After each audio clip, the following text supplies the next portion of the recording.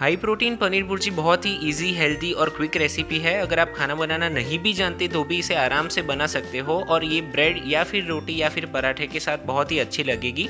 एक सर्विंग में 350 कैलोरीज आएगी, 20 ग्राम्स प्रोटीन आएगा और 25 ग्राम्स ऑफ हेल्दी फैट्स भी आएगी। कीटो डाइट के लिए भी ये परफेक्ट रेसिपी है।